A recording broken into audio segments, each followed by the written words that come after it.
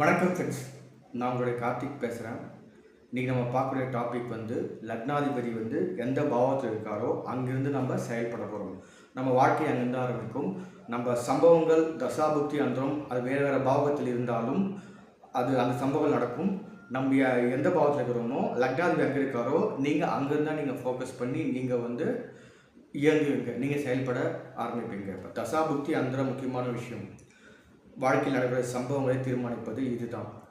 லக்னாதிபதி எந்த பாவத்தில் தொட்டு வேலை செய்கிறாரோ, எந்த பாவத்தில் இருக்காரோ அதன் அடிப்படையில் அவர் வேலை செய்வார். இப்போ உதாரணத்துக்கு லக்னாதிபதி லக்னத்திலே இருந்தாருன்னா என்ன ஆகுனா லக்னாதிபதி ஆட்சி பலத்தோடு இருக்கார், இல்லை மூல திரிகோண பலத்தோடு அவங்க இருப்பார். டிகிரி வைஸை செக் பண்ணி பார்த்தா இது இப்போ நான் சொல்ல போகிறது எல்லாமே பொது பலன்கள் தான். இது பெரும்பாலும் நடக்கும். ஏன்னா லக்னாதிபதி தனியாக இருந்தாருன்னா இந்த பலன்கள் நடக்கும். வேறு கிரகங்களோட இணைவு ஏற்படும் போது பலன்கள் கொஞ்சம் மாறுபடும். இப்போ லக்னாதிபதி தனியாக இருந்தாருன்னா அது பலன் கிடைக்கும். லக்னாதிபதி ஒரு கிரகத்தோடு சேர்ந்து இருந்தாருன்னா பலன்கள் கொஞ்சம் மாறும். அதே மாதிரி இப்போ சொல்கிற விஷயம் அது எந்த தத்துவத்தில் இருக்குது, நீர் ராசியா, நெருப்பு ராசியா, காற்று ராசியா, பூமி ராசியா, அந்த தத்துவத்திலிருந்து தான் பலன் கொடுக்கும். அதே மாதிரி சரராசியா, உபயராசியா, ஸ்திரராசியா, இந்த மாற்றங்கள் அங்கே நடக்கும். இப்போ நம்ம பொதுவாக லக்னாதிபதி லக்னத்தில் இருந்தால் என்னென்னா லக்னாதிபதி ஆட்சி பெற்றிருக்காரு அப்படின்னா ஜாதகர் எப்படி இருப்பார்னா தன்னம்பிக்கை அதிகமாக இருக்கும், தைரியம் இருக்கும், துணிச்சல் அதிகமாக இருக்கும், வாழ்க்கையில் ஜெயிப்புன்ற நம்பிக்கை, முக்கியமாக நம்பிக்கை அதிகமாக இருக்கும், போராட்டத்தை எதிர்கொள்வார். அவர் செல்வாக்கு, புகழ், அந்தஸ்து, மரியாதை எல்லாமே கிடைக்கும். அவரோட வெளிநாடு வாழ்க்கையா இல்லை உள்ளூரில் வாழ்க்கையான்றது எந்த ராசியில் இருக்காரோ அதுக்கேற்ற மாதிரி சரமா, ஸ்திரமா, உபயமா, அதுக்கேற்ற மாதிரி அந்த தன்மையெல்லாம் அங்கே மாறும். ஜாதகர் பார்க்கறது ரொம்ப நாள் அழகாக இருக்கிற வாய்ப்புகள் உண்டு. அவர் பேருக்கு களங்கம் ஏற்படுவதும் லக்னாதிபதி நிலை கொண்டு தான், பேருக்கு நல்ல புகழ் ஏற்படுவதும் லக்னாதிபதி நிலை கொண்டு தான். லக்னத்தில் இருந்தாருன்னா பலமாக இருக்கிறன்னு அர்த்தம். அவரால் வாழ்க்கையில் வரக்கூடிய அனைத்து சம்பவங்களையும் இந்த தீய சம்பவங்கள் எல்லாமே அவரால் தாங்க முடியும். அதை ஓவர் கம் பண்ணி அவரால் சக்ஸஸ் பண்ண முடியும். அடுத்து லக்னாதிபதி 2ஆம் பாவத்தில். 2ஆம் பாவம் என்னது? தனம், குடும்பம், வாக்கு, பணத்தை பற்றி பேசுவோம், நம்ம பேச்சை பற்றி இப்போ பண்ணுறது. அப்புறம் ஃபேமிலி. இப்போ ஜாதகர் இது 3 ஃபோக்கஸ் பண்ணி தான் இருப்பார். அவருக்கு பணம் ரொம்ப ரொம்ப முக்கியம். பணம் தான் எல்லாமே. பேசியே சம்பாதிக்கிற தொழில் இருப்பார். பேச்சின் மூலமாக முழுமையாக பேச்சின் மூலமாக ஏர்ன் பண்ணுறாங்கல்ல, அது தனாதிபதி. லக்னாதிபதி 2ஆம் பாவத்தில் ஜோதிடம் பேச்சின் மூலமாக சம்பாதிக்கிறது, புரோக்கரேஜ் கமிஷன்ஸு, அட்வொகேட்ஸ், லாயர்ஸ், பேச்சின் அடிப்படையில் பணம் சம்பாதிப்பது. எந்நேரம் குடும்பத்தை பற்றியே சிந்தனை இருக்கும். அவர் சேமிக்கிற அனைத்து பணமும் குடும்பத்துக்காக தான் இருக்கும்.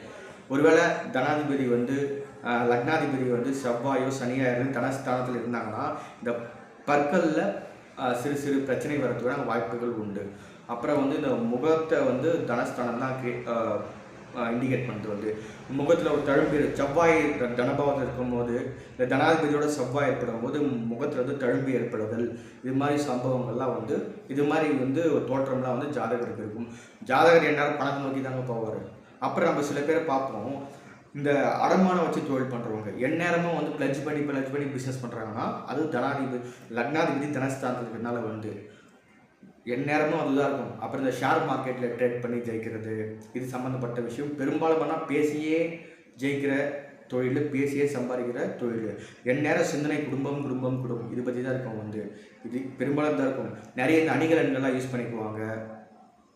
அப்புறம் இந்த என்னென்ன பொருட்கள்லாம் நம்ம பயன்படுத்துவோம் ரெகுலராக, அது பெரும்பாலும் அதை பயன்படுத்துவாங்க. அடுத்து தனாதிபதி 3ஆம் பாவத்தில் இருந்தால், 3ஆம் பாவம் 3ஆம் பாவத்தில் லக்னாதிபதி இருந்தார்னா ஜாதகர் எப்படின்னா ரொம்ப துணிச்சலாக இருப்பார், தைரியமாக இருப்பார், தன்னோட வீரத்தை, பராக்கிரமத்தை அங்கே செயல்படுத்துவார்.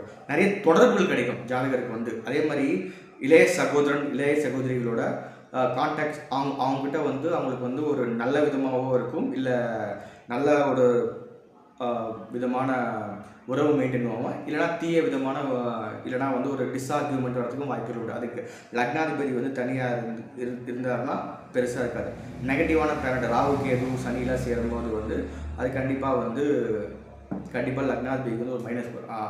நம்மளோட இளைய சகோதரன், இளைய சகோதரிகிட்ட ஒரு மிஸ் அண்டர்ஸ்டாண்டிங், ஆர்கியூமெண்ட் வரதுன்னு வாய்ப்புகள் அதிகமாக இருக்கும். நிறைய பார்த்திங்கன்னா சிறுதூர பயணங்கள் மேற்கொள்வாங்க.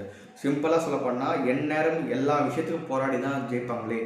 எந்நேரமும் போராட்டமாக தான் இருக்கும் வந்து முயற்சி செய்துனே இருப்பாங்க. ஈஸியாக அந்த விஷயம் வந்து இவங்களுக்கு கிடைக்காது வந்து. அப்போ நெருங்கிய உறவினர்களோட தொடர்புகள் அதிகமாக இருக்கும்.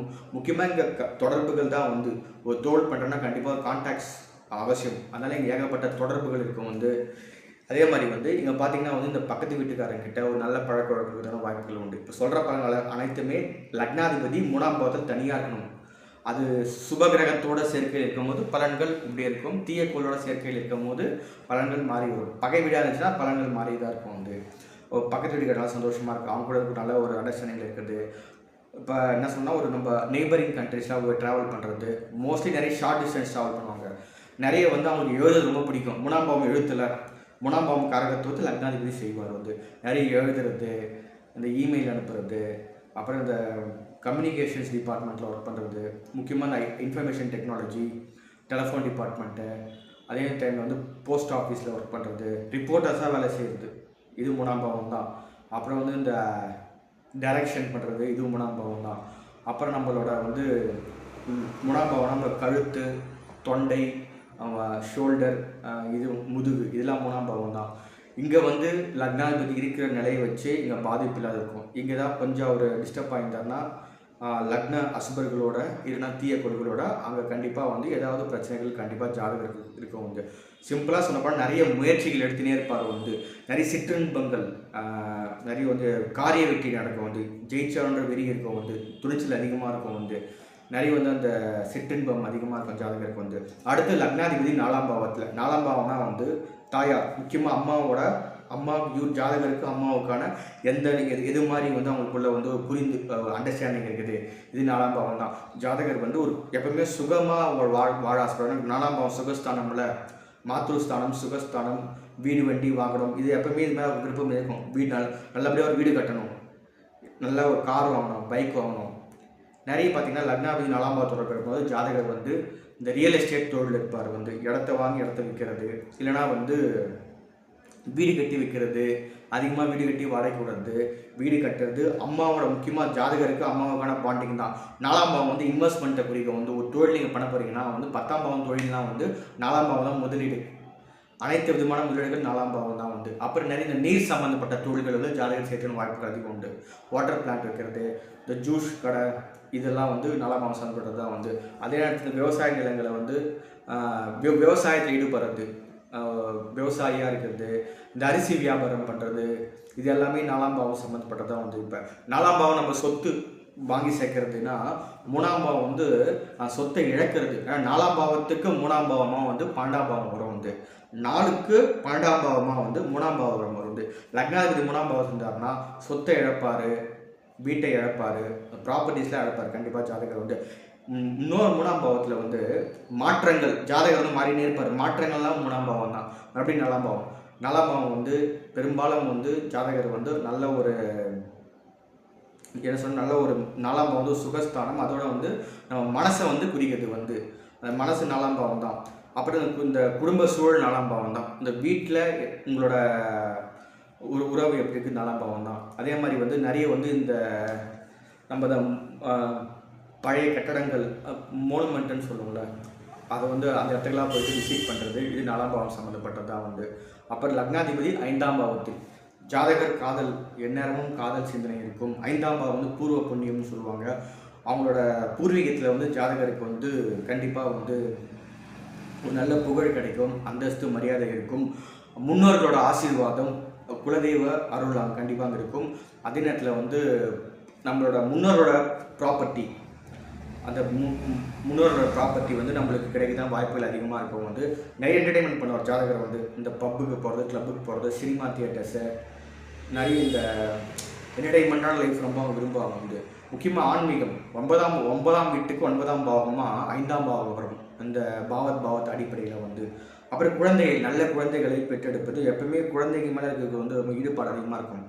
எந்த குழந்தையை பார்த்தாலும் ஒரு மேலே கொஞ்சிதல் போகிறது, இதெல்லாமே வந்து 5ஆம் பாவம் சம்மந்தப்பட்டது தான் வந்து. அதே நேரத்தில் வந்து ஜாதகர் வந்து நல்ல ஒரு அழகுணர்ச்சியோடு இருப்பார். அவருக்கு கௌரவம் 5ஆம் பாவம் தான். அங்கே கிடைக்கிற புகழ், அந்தஸ்து 5ஆம் பாவம் தான்.